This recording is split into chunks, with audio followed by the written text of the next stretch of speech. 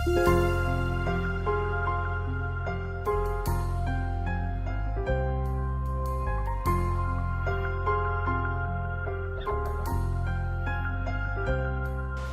മിശിഹായിക്ക് സ്തുതിയായിരിക്കട്ടെ. പ്രിയമുള്ളവരെ, നമ്മളിപ്പോൾ ആയിരിക്കുന്നത് ബഹുമാനപ്പെട്ട മാത്യു വേങ്ങക്കുന്നിൽ അച്ഛൻ്റെ കൂടെയാണ്. അച്ഛൻ ഒരു വലിയ ദിവ്യകാരുണ്യ ഭക്തനാണ്. മാത്രമല്ല, തലശ്ശേരി അതിരൂപതയുടെ ധ്യാന കേന്ദ്രമായ മദർ ഹോം ധ്യാന കേന്ദ്രത്തിൽ വർഷങ്ങളോളം ധ്യാന ഗുരുവായി സേവനം ചെയ്തിട്ടുണ്ട്. മാത്രമല്ല, തലശ്ശേരി അതിരൂപതയിലും പുറത്തുമൊക്കെയായി വൈദിക വിദ്യാർത്ഥികളെയും വൈദികരൊക്കെ ധ്യാനിപ്പിക്കുവാനായിട്ട് പോകുന്ന ഒരാളും കൂടിയാണ്. ദിവ്യകാരുണ്യ അത്ഭുതം വിളക്കന്നൂർ സംഭവിച്ചതിന് ശേഷം അവിടെ നിന്ന് ആ തിരുവോസ്തി രൂപതാ കേന്ദ്രത്തിലേക്ക് മാറ്റുകയും തുടർന്ന് നാളുകളത്തെ പഠനത്തിന് ശേഷം വീണ്ടും ഇടവകയിലേക്ക് തിരിച്ചു നൽകുകയും ചെയ്തിരുന്നു.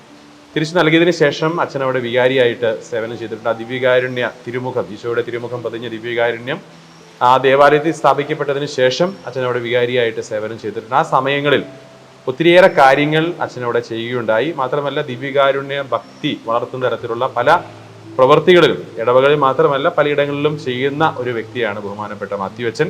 അച്ഛ, ഹൃദ്യമായ സ്വാഗതം. അച്ഛൻ വിളക്കന്നൂര് ഉത്തരവാദിത്വം ഏറ്റെടുത്തതിന് ശേഷം ഇപ്രകാരം ഒരു കാര്യം ഉള്ളത് അച്ഛൻ അറിയാം. ദിവ്യകാരൻ അവിടെ ഉണ്ട്, ഈശോയുടെ തിരുമുഖം പതിഞ്ഞത്. അച്ഛൻ അതിനെക്കുറിച്ച്, ആ ഉത്തരവാദിത്വം ഏറ്റതിനെ കുറിച്ചും അതിനുശേഷം അവിടെ ചെയ്ത കാര്യങ്ങളെക്കുറിച്ചും ഒക്കെ ഒന്ന് പറയാമോ അച്ഛൻ? തീർച്ചയായിട്ടും. വിളക്കന്നൂർ ക്രിസ്തുരാജ ദേവാലയം ലോകത്തിൽ അറിയപ്പെടാൻ തുടങ്ങിയത് 2013 നവംബർ മാസം 15 വെള്ളിയാഴ്ച രാവിലെ മുതലാണ്.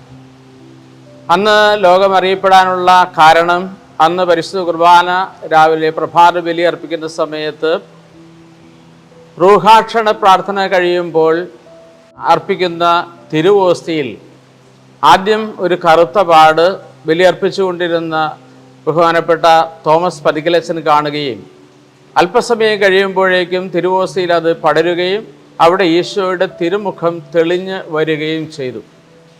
അത് കുർബാനയിൽ പങ്കെടുത്ത 62 പേരും അത് കാണുകയും തുടർന്ന് അത് എല്ലാവരും അറിഞ്ഞ് പെട്ടെന്ന് തന്നെ 10,000 അവിടേക്ക് ഓടിയെത്തുകയും ചെയ്ത ഒരു സാഹചര്യം ഉണ്ടായി. അതായിരുന്നു ഇതിൻ്റെ എല്ലാം തുടക്കം.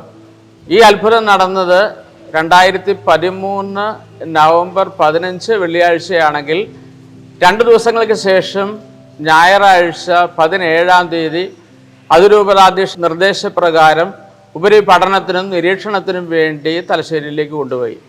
അവിടെ 5 വർഷങ്ങൾ ആ നിരീക്ഷണങ്ങൾക്കെല്ലാം ശേഷം വീണ്ടും ഈ തിരുവോസ്തിയിൽ യാതൊരു മാറ്റവും വന്നിട്ടില്ല എന്ന് തിരിച്ചറിഞ്ഞ് അത് അസാധാരണമായ സംഭവമാണ് എന്ന് മനസ്സിലാക്കിയ സഭാധികാരികൾ തിരിച്ച് വിളക്കന്നൂരേക്ക് കൊടുത്തു വിടുകയും ഇവിടെ പൊതുവണക്കത്തിനായി സ്ഥാപിക്കുകയും ചെയ്തു.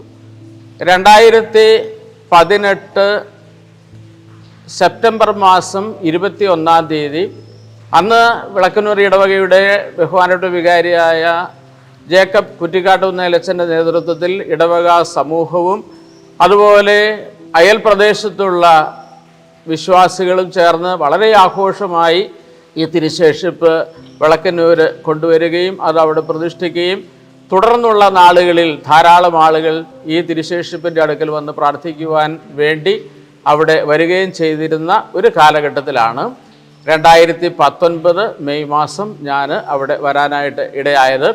അവിടെ വരാൻ കഴിഞ്ഞത് വളരെ ചാരിതാർത്ഥ്യം നൽകുന്ന എൻ്റെ ജീവിതത്തിലെ പ്രധാനപ്പെട്ട കാര്യമായി ഞാൻ ഇന്നും കണക്കാക്കുന്നു. അവിടെ വെച്ച് ചെയ്യാൻ ഇടയായ കുറച്ച് കാര്യങ്ങൾ പങ്കുവയ്ക്കാൻ കൂടെ ഈ സമയം ഞാൻ വിനിയോഗിക്കുകയാണ്. പരിശുദ്ധ കുർബാനയിലുള്ള സജീവമായ സാന്നിധ്യത്തെ എപ്പോഴും ഉറപ്പിക്കുന്നതിന് വേണ്ടിയാണ് സഭയിൽ ദിവ്യകാരുണ്യ അത്ഭുതങ്ങൾ നടന്നിട്ടുള്ളത്. അത് സഭയുടെ ആരാധനാക്രമത്തോടും സഭയുടെ ബലിയോടും പരിശുദ്ധ കുർബാനയിലെ ഈശോയുടെ തിരുസാന്നിധ്യത്തെ കൂടുതൽ ഉറപ്പിക്കുവാനും വേണ്ടി ചില അടയാളങ്ങൾ എന്ന നിലയിലാണ് ലോകത്ത് ഇതുവരെയുള്ള എല്ലാ ദിവ്യകാരുണ്യ അത്ഭുതങ്ങളും നടന്നത്. അത്തരം ദിവ്യകാരുണ്യ അത്ഭുതങ്ങളിൽ ഒന്നായി ഇത് പരിഗണിക്കപ്പെട്ടുകൊണ്ടാണ് അവിടെ ആളുകൾ വന്ന് പ്രാർത്ഥിക്കുകയും ആരാധിക്കുകയും ഒക്കെ ചെയ്തുകൊണ്ടിരുന്നത്. താങ്ക് യു അച്ഛാ. അപ്പം തുടർന്ന് നമുക്ക് കാണാനായിട്ട് സാധിക്കും അച്ഛൻ തീർച്ചയായിട്ടും അതിനെക്കുറിച്ച് വളരെ കൃത്യമായൊരു വിവരണം നൽകിയിട്ടുണ്ട്. ഞാനും പറഞ്ഞുകൊണ്ടിരുന്നത് നവംബർ 13 എന്നാണ് ഞാൻ സൂചിപ്പിക്കുന്നത്. കാരണം റോമിൽ നിന്ന് കിട്ടിയ റിപ്പോർട്ട് അനുസരിച്ച് നവംബർ 13 ഒരു ഡേറ്റിലാണ് റിപ്പോർട്ട് ഉണ്ടായിരുന്നത്. അച്ഛൻ പറഞ്ഞപ്പോഴാണ് നവംബർ 15 എക്സാക്ട്ലി നടന്നത് എന്നുള്ളത് കൃത്യമായിട്ട് അറിയാനായിട്ട് സാധിച്ചു. അതൊരു തിരുത്തലായിട്ട് പറയാനായിട്ട് ആഗ്രഹിക്കുകയാണ്. നവംബർ 15 2013 നവംബർ 15 ഈ ഒരു അത്ഭുതം നടക്കപ്പെട്ടത് എന്നുള്ളത് അത് തിരുത്തലായിട്ട് സൂചിപ്പിക്കുകയാണ്. അച്ഛാ, മാത്രമല്ല ദിവ്യകാരുണ്യ അത്ഭുതം പലതരത്തിൽ നമ്മൾ കാണുന്നുണ്ട്. ഈശോയുടെ തിരുശരീരം അത് മാംസമായി മാറുന്നു, ഇല്ലെങ്കിൽ അത് രക്തമായി മാറുന്നു, അങ്ങനെയുള്ള കാര്യങ്ങൾ കാണും. പക്ഷെ ഇവിടെ സംഭവിച്ചത് ഈശോയുടെ തിരുമുഖമാണ് അതിൽ പതിഞ്ഞത്. അതിനൊരു മാറ്റവും സംഭവിച്ചിട്ടില്ല. പഠനങ്ങൾ പറയുന്നത് അന്നുണ്ടായിരുന്ന തിരുവോസ്തി അതേപോലെ തന്നെ ഇപ്പോഴും കണ്ടിന്യൂ ചെയ്യുന്നു. അതിന്റെ ഫോമിലോ ഒന്നും വ്യത്യാസം സംഭവിച്ചിട്ടില്ല എന്ന് പറയുന്നു. എന്താണ് ഈ പറയുന്ന ഒരു വ്യത്യാസം, എന്താണ് ഇതിനെ വ്യത്യസ്തമാക്കുന്നതെന്നും കൂടെ അച്ഛൻ പറയാൻ സാധിക്കും? ലോകത്ത് ഇതുവരെ സഭ ഔദ്യോഗികമായി അംഗീകരിച്ചിട്ടുള്ള 139 ദിവ്യകാരുണ്യ അത്ഭുതങ്ങളാണ് ഉള്ളത്. വിളക്കന്നൂരത്തേത് 140ാമത്തെ ദിവ്യകാരുണ്യ അത്ഭുതമായിട്ടാണ് വരുന്ന മെയ് മാസം 31 ഔദ്യോഗികമായി പ്രഖ്യാപിക്കുന്നത്. ഇതുവരെ നടന്നിട്ടുള്ള എല്ലാ ദിവ്യകാരുണ്യ അത്ഭുതങ്ങളിലും തിരുവോസ്തി ഈശോയുടെ ശരീരമായി മാംസമായി രൂപാന്തരപ്പെട്ടു എന്നുള്ളതാണ് എല്ലായിടത്തുമുള്ള ഇതുവരെയുള്ള അത്ഭുതത്തിൻ്റെ പ്രത്യേകത. എന്നാൽ വിളക്കന്നൂർ സംഭവിച്ചത് അതല്ല, അതിൽ നിന്ന് തികച്ചും വ്യത്യസ്തമാണ്. കാരണം തിരുവോസ്തിയിൽ ഈശോയുടെ തിരുമുഖം തെളിഞ്ഞു വരികയായിരുന്നു. അത് വളരെ വ്യത്യസ്തമാണ്. അത് മാംസമായി ബാഹ്യരൂപത്തിൽ മാറ്റം വന്ന് ഈശോയുടെ തിരുശരീരമായി രൂപമെടുക്കുകയല്ല. അതിനപ്പുറത്ത് തിരുവോസ്തിയിൽ സത്യമായും ഈശോ ഉണ്ട് എന്ന് സ്ഥാപിക്കുന്നതിന് വേണ്ടി, തെളിയിക്കുന്നതിന് വേണ്ടിയുള്ള അടയാളം എന്ന പോലെ അതിൽ ഈശോയുടെ തിരുമുഖം തെളിഞ്ഞു വന്നു. ഇനി വളരെ പ്രധാനപ്പെട്ട മറ്റൊരു കാര്യം, മനുഷ്യൻ്റെ ഭാവനയിൽ വിടരാത്തതും മനുഷ്യൻ ഇതുവരെ വരച്ചിട്ടില്ലാത്തതുമായ 2 തിരുമുഖ ചിത്രങ്ങളാണ് ലോകത്തിൽ ഇതുവരെ ഉണ്ടായിരുന്നത്. 2 തിരുമുഖങ്ങൾ. ബാക്കിയുള്ള എല്ലാ ചിത്രങ്ങളും, ഈശോയുടെ ചിത്രങ്ങളും ഏതെങ്കിലും ഒരു കലാകാരന്റെ ഭാവനയിൽ ഉണ്ടായതാണ്.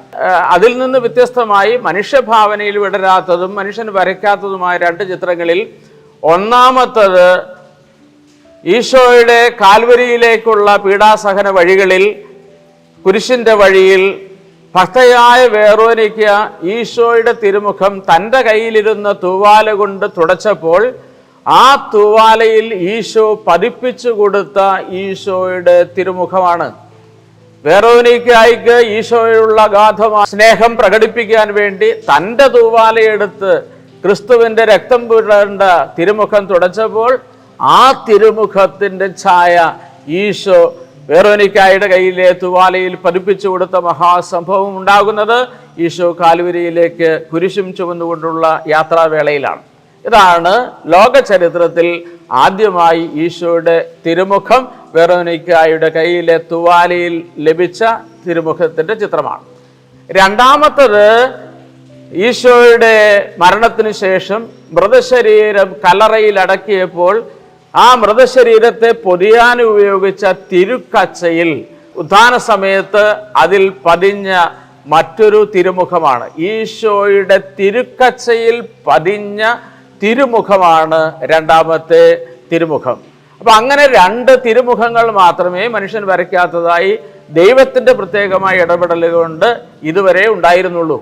എന്നാൽ 2013 നവംബർ 15 ബലിയർപ്പണ സമയത്ത് വിളക്കന്നൂര് തിരുമുഖത്തിൻ്റെ ചിത്രം അതിൽ പതിയുകയായിരുന്നു.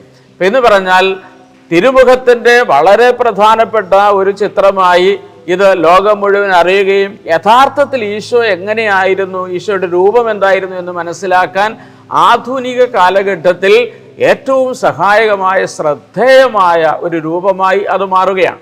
അതുകൊണ്ടാണ് മറ്റ് ദിവ്യകാരുണ്യ അത്ഭുതങ്ങളിൽ നിന്ന് എല്ലാം വിളക്കന്നൂര് നടന്ന ദിവ്യകാരുണ്യ അത്ഭുതം വ്യത്യസ്തമാണ് എന്ന് പറയുന്നത്. തീർച്ചയായിട്ടും അച്ഛൻ തീർച്ചയായിട്ടും ഈ പറഞ്ഞ തിരുമുഖങ്ങൾ, അതായത് വേറോനിക്കായി ദൈവം കൊടുത്ത ആ തുണിയിൽ പതിഞ്ഞ തിരുമുഖം, അതിനുശേഷം തിരുക്കച്ചയിലുള്ള തിരുമുഖം, ഇപ്പോൾ ദിവ്യകാരുണ്യ അത്ഭുതത്തിൽ ഈശോയുടെ തിരുമുഖം, അച്ഛൻ ഇത് കമ്പയർ ചെയ്ത് നോക്കിയിട്ടുണ്ടോ? അല്ലെങ്കിൽ ഇത് 3 ചിത്രങ്ങൾ താരതമ്യം ചെയ്ത് നോക്കിയിട്ടുണ്ടോ? അത് വളരെ പ്രധാനപ്പെട്ട ഒരു ചോദ്യമാണ്. ഞാൻ പറയാൻ ഏറ്റവും അധികം ആഗ്രഹിക്കുന്ന വിഷയവും അതുതന്നെയാണ്. ഈ തിരുമുഖത്തിൻ്റെ അടുക്കൽ വിളക്കന്നൂർ ഇടവകയിൽ വികാരിയായി വന്നതിന് ശേഷം എത്രയോ ദിവസങ്ങളും മണിക്കൂറുകളും ഈ തിരുമുഖത്തിൻ്റെ മുൻപിൽ ഞാൻ ഇരുന്നിട്ടുണ്ട്. അങ്ങനെ ഇരുന്ന് പ്രാർത്ഥിക്കുന്ന സമയത്ത് അവിടെ തീർത്ഥാടകരായി വരുന്നവരോട് 2013 നവംബർ മാസം 15-ാം തീയതിയിലെ ഈ അത്ഭുതത്തെക്കുറിച്ച് പറയുക സ്വാഭാവികമായിരുന്നു. ഇങ്ങനെ അവരുമായി സംസാരിക്കുകയും നിരന്തരമായി ഒരു ദിവ്യകാരുണ്യ തിരുമുഖ ധ്യാനാനുഭവത്തിൽ ആയിരിക്കുകയും ചെയ്ത നാളുകളിൽ ഇതിനോട് എനിക്ക് അഗാധമായ ഒരു സ്നേഹമുണ്ടാകാനുള്ള 2-3 വളരെ പ്രധാനപ്പെട്ട കാരണങ്ങളുണ്ട്. അത് എനിക്ക് മാത്രം അറിയാവുന്ന വളരെ പ്രധാനപ്പെട്ട കാര്യങ്ങളാണ്. സുനിച്ചത് ചോദിച്ചുകൊണ്ട് എനിക്കത് പറയാനുള്ള അവസരമുണ്ടായി. ഒന്നാമത്തെ കാര്യം, ഈ തിരുമുഖത്തോട്, ഈ തിരുവോസ്തിയോട് എനിക്ക് അടിസ്ഥാനപരമായി വിശ്വാസമുണ്ടായ ഒന്നാമത്തെ കാരണം, ഒരു സാധാരണ ഗോതമ്പപ്പത്തിന് 1 മാസത്തിലധികം കേടുകൂടാതെ നിലനിൽക്കാൻ കഴിവില്ല എന്ന് അറിയാമായിരുന്നിട്ടും 5 വർഷമായി ഈ തിരുവോസ്തിയിൽ യാതൊരു മാറ്റവും വന്നിട്ടില്ല എന്നും യാതൊരു കേടും അതിൽ പൂപ്പലോ അതുപോലെയുള്ള മറ്റൊന്നും സംഭവിച്ചിട്ടില്ല എന്നുള്ളതാണ് ഈ തിരുമുഖം പതിഞ്ഞതിനേക്കാൾ അധികമായി എന്നെ ആദ്യം ഇതിലേക്ക് ആകർഷിച്ചത്. അപ്പോൾ ഈ തിരുമുഖത്തേക്ക് ഇങ്ങനെ നോക്കിയിരിക്കുമ്പോൾ പിന്നീട് ഞാൻ കാണുന്നത് ഒരു 3D മുഖമായിരുന്നു. ഒരു ചിത്രം എന്ന പോലെയല്ല, ശരിക്കും ഒരാൾ നിൽക്കുന്നത് പോലെ കാണാൻ എനിക്ക് ഇടയായിട്ടുണ്ട്. അതെന്നെ കൂടുതൽ അനേക സമയം മണിക്കൂറുകൾ ഈ തിരുമുഖത്തേക്ക് നോക്കിയിരിക്കാൻ പ്രേരിപ്പിച്ചിട്ടുണ്ട്. ഇനി രണ്ടാമത്തെ കാര്യം എന്ന് പറയുന്നത്, വർഷങ്ങളായി ഞാൻ എൻ്റെ മുറിയിൽ സൂക്ഷിക്കുന്ന ഒരേ ഒരു ഈശോയുടെ ചിത്രമേ ഉള്ളൂ. ഈ തിരുമുഖം പ്രത്യക്ഷമാകുന്നതിനും മുൻപ് തന്നെ എൻ്റെ മുറിയിൽ ഞാൻ സൂക്ഷിച്ചിരുന്നത് തിരുക്കച്ചയിൽ പതിഞ്ഞ ഈശോയുടെ തിരുമുഖമാണ്. ആ തിരുമുഖം മാത്രമാണ്. അപ്പോൾ ഈശോയുടെ തിരുമുഖത്തേക്ക്, തിരുവോസ്തിയിൽ പതിഞ്ഞ തിരുമുഖത്തേക്ക് നോക്കിയിരിക്കുമ്പോൾ എനിക്ക് വളരെ പെട്ടെന്ന് ഈശോയുടെ തിരുമുഖത്തിൻ്റെ ചിത്രം ഈ തിരുവോസ്തിയിൽ പതിഞ്ഞതും 2000 വർഷങ്ങൾക്ക് മുൻപ് തിരുക്കച്ചയിൽ പതിഞ്ഞ ഈശോയുടെ തിരുമുഖവും ഒരേ വ്യക്തിയുടെ 2 ഭാവങ്ങളുള്ള മുഖങ്ങളാണ് എന്ന് മനസ്സിലായി. അതെൻ്റെ ജീവിതത്തെ വല്ലാതെ മാറ്റിമറിച്ച സംഭവമാണ്. കാരണം ഇത് രണ്ടും ഒന്നാണെങ്കിൽ യഥാർത്ഥത്തിൽ തിരുമുഖത്തെക്കുറിച്ച്, തിരുക്കച്ചയിലെ തിരുമുഖത്തെക്കുറിച്ച് എന്തുമാത്രം ശാസ്ത്രീയമായ പഠനങ്ങൾ ഇതിനു മുമ്പ് നടത്തിയിട്ടുണ്ട്. അത് സത്യമാണെന്ന് സഭ അംഗീകരിക്കുകയും ചെയ്തിട്ടുണ്ട്. അങ്ങനെയെങ്കിൽ വിളക്കന്നൂർ സംഭവിച്ചതും സത്യമാണ് എന്ന് എനിക്ക് ബോധ്യമായി. ഇനി മൂന്നാമതായി, ഈശോയുടെ തിരുമുഖത്തിൻ്റെ മുൻപിൽ ഇരുന്ന് പ്രാർത്ഥിച്ച അനേക ആളുകൾ പിന്നീട് അവരുടെ ജീവിതത്തിൽ സംഭവിച്ച അത്ഭുതകരമായ ദൈവിക ഇടപെടലുകളെ കുറിച്ച് നേരിട്ട് പറയുകയും പലരും അത് എൻ്റെ കയ്യിൽ എഴുതി തരികയും ചെയ്തിട്ടുണ്ട്. അത് ഞാനൊരു ഫയലായി വിളക്കന്നൂർ പള്ളിയിൽ സൂക്ഷിച്ചിട്ടുമുണ്ട്. അപ്പോൾ അനേകരുടെ സാക്ഷ്യങ്ങൾ മൂന്നാമതായി എന്നെ ഇത് സത്യമാണ് എന്ന് വിശ്വസിക്കാൻ പ്രേരിപ്പിച്ചിട്ടുണ്ട്. നാലാമതായി, വളരെ സാന്ദർഭികമായി ദൈവം ഈ തിരുമുഖത്തിൻ്റെ മുൻപിലിരിക്കുമ്പോൾ എന്നെ വഴി നടത്തിയ ഒരുപാട് അനുഭവങ്ങളുണ്ട്. അതിലൊന്നാണ് തിരുമുഖ ഭക്തിയെക്കുറിച്ചുള്ള അറിവ്. തീർച്ചയായിട്ടും ഒരു വലിയ ഒരു ദൈവാനുഭവത്തിന്റെ നിമിഷങ്ങളായിരുന്നിരിക്കണം അച്ഛൻ ആ നിമിഷങ്ങൾ ഉണ്ടായിട്ടുണ്ടാവും. ഇനി അതോടൊപ്പം തന്നെ അച്ഛൻ ആ സമയത്ത് ചെയ്ത ഒരു പ്രധാനപ്പെട്ട കാര്യമാണ് ഈ ഒരു തിരുമുഖ നൊവേനയുടെ ഒരു രൂപീകരണം. ഒരു തിരുമുഖ നൊവേനയൊക്കെ അച്ഛൻ രൂപീകരിച്ചിട്ടുണ്ട്. അച്ഛൻ എഴുതുന്നതിലും അതോടൊപ്പം ഇങ്ങനെയുള്ള പ്രാർത്ഥനകൾ രൂപീകരിക്കുന്നതിനും വളരെ നല്ലൊരു സിദ്ധിയുള്ള ആളാണെന്ന് ഞങ്ങൾക്കറിയാം. അപ്പോൾ അതിൻ്റെ ഒരു ഫോർമേഷനെ കുറിച്ച് അച്ഛനൊന്ന് പറയാൻ പറ്റും? തീർച്ചയായും ഞാൻ പറയാം. എനിക്ക് വളരെ സന്തോഷം മാത്രമേ ഉള്ളൂ. അത് ഈശോയുടെ തിരുമുഖത്തിന്റെ മുൻപിൽ പ്രാർത്ഥിക്കാൻ വരുന്ന തീർത്ഥാടക സമൂഹത്തിൽപ്പെട്ട മിക്കവാറും എല്ലാവരെയും ഞാൻ കാണുകയും അവരോട് സംസാരിക്കുകയൊക്കെ ചെയ്യുമായിരുന്നു. അങ്ങനെ നിൽക്കുന്നതിനിടയിൽ വളരെ സാന്ദർഭികമായി ഞാൻ ഈശോയുടെ തിരുമുഖത്തിൻ്റെ മെഡല് കഴുത്തിൽ ധരിച്ചുകൊണ്ടുവന്ന ഒരു വന്യ പുരോഹിതനെ കണ്ടു. അദ്ദേഹം പലപ്പോഴും ആരും അറിയാതെ ഈ ദിവ്യകാരുണ്യത്തിൻ്റെ മുൻപിൽ ശാന്തമായിരുന്ന് മണിക്കൂറുകളോളം പ്രാർത്ഥിച്ചിട്ട് കടന്നു പോകുന്നതും എൻ്റെ ശ്രദ്ധയിൽപ്പെട്ടിട്ടുണ്ടായിരുന്നു. ഒരു ദിവസം അദ്ദേഹത്തോട് ഞാൻ ചോദിച്ചു, വെച്ചാൽ എന്തുകൊണ്ടാണ് ഈ വിളക്കന്നൂർ തിരുവോസ്തിയിൽ ഇങ്ങനെ ഒരു രൂപം പ്രത്യക്ഷമായത്? അതിന് ഇവിടെ തിരുവോസ്തിയിൽ തിരുമുഖം പ്രത്യക്ഷപ്പെടാൻ എന്താണ് കാരണം? മാത്രമല്ല, ഇവിടെ തിരുമുഖം പ്രത്യക്ഷപ്പെട്ടെങ്കിൽ വിളക്കന്നൂരിന് വേണ്ടി ദൈവം ഉണ്ടാക്കിയ പദ്ധതി എന്താണ്? വിളക്കന്നൂർ എന്താണ് ചെയ്യണമെന്നാണ് ദൈവം ആഗ്രഹിക്കുന്നത്? ഞാനിത് ചോദിച്ചപ്പോൾ അദ്ദേഹം എൻ്റെ മുഖത്തേക്ക് നോക്കി നിന്നിട്ട് പറഞ്ഞു, അച്ഛാ, വിളക്കന്നൂര് ഈശോയുടെ തിരുമുഖം തിരുവോസ്തിയിൽ പതിഞ്ഞതിൻ്റെ കാരണം 3-ാം സഹസ്രാബ്ദത്തിൽ ഈശോയുടെ തിരുമുഖ ഭക്തി ഇവിടെ നിന്ന് ആരംഭിക്കണമെന്നും 3-ാം സഹസ്രാബ്ദത്തിലെ തിരുമുഖ ഭക്തിയുടെ കേന്ദ്രമായി വിളക്കന്നൂർ മാറണമെന്നും ദൈവം ആഗ്രഹിക്കുന്നു.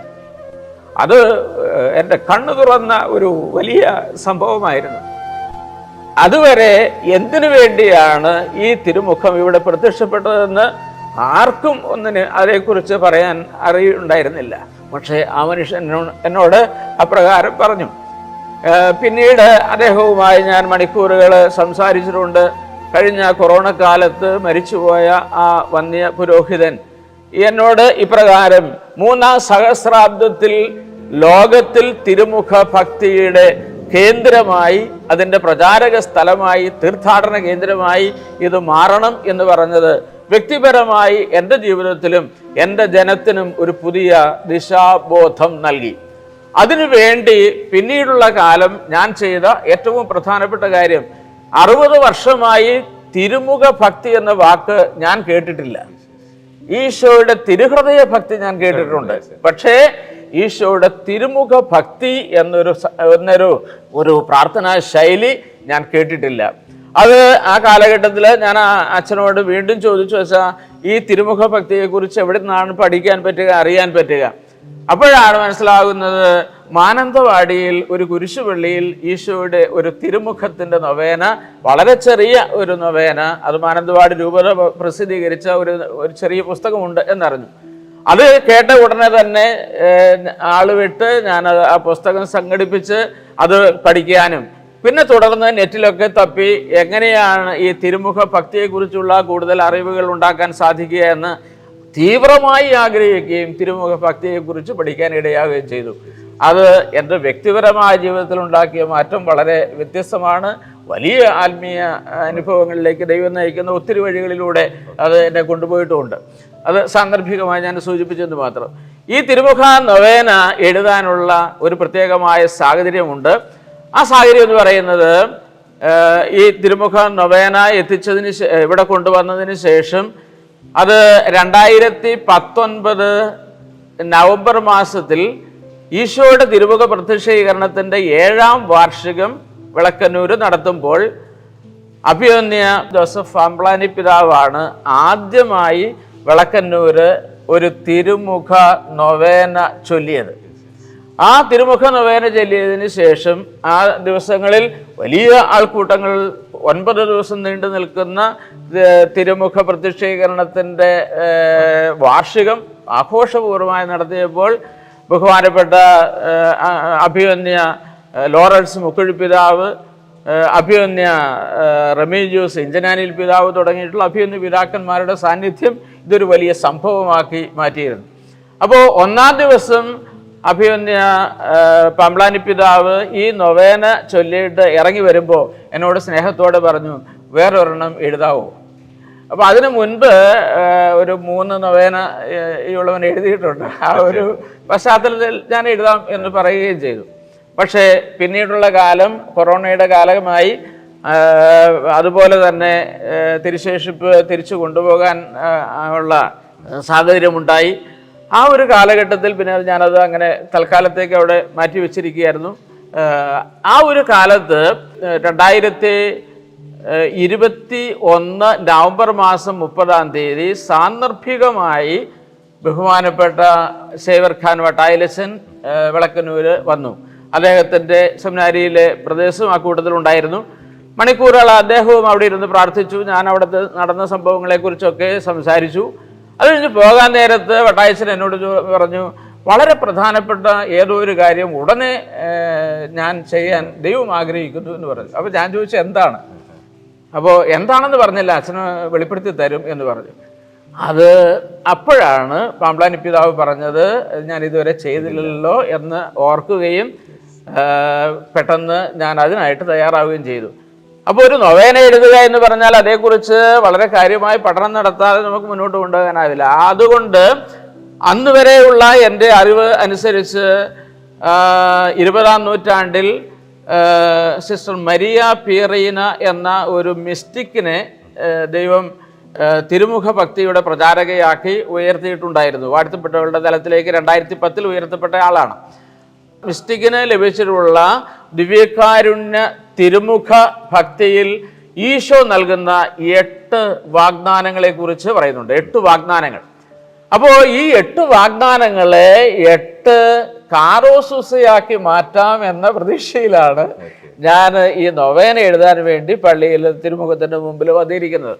അപ്പോൾ 8 വാഗ്ദാനങ്ങൾ കിടപ്പുണ്ട്. അപ്പോൾ ആ വാഗ്ദാനങ്ങളെ സ്വീകരിക്കാൻ കഴിഞ്ഞാൽ നമുക്ക് അനുഗ്രഹമായി. അപ്പം അതുകൊണ്ട് മറ്റൊരു നൊവേനയിൽ നിന്ന് തികച്ചും വ്യത്യസ്തമായി എന്ന് എനിക്ക് ആദ്യം തോന്നിയത് ഇതാണ്. മറ്റേതെങ്കിലും ഒരു നൊവേന നമ്മൾ ചൊല്ലി പ്രാർത്ഥിക്കുമ്പോൾ, ഏതെങ്കിലും ഒരു വിശുദ്ധരോട് നമ്മൾ മധ്യസ്ഥം പ്രാർത്ഥിക്കുമ്പോൾ അവരുടെ പുണ്യയോഗ്യതകളാൽ ഈ അനുഗ്രഹം ഞങ്ങൾക്ക് തരണമേ എന്നാണ് നമ്മൾ പ്രാർത്ഥിക്കുന്നത്. എന്നാൽ തിരുമുഖ നൊവേനയിൽ അങ്ങനെ അല്ല. ദിവ്യകാരുണ്യം നീ എന്നിൽ തൂകേണം, മേലിൽ പിരിയാതെ നീ എന്റേതാവേണം.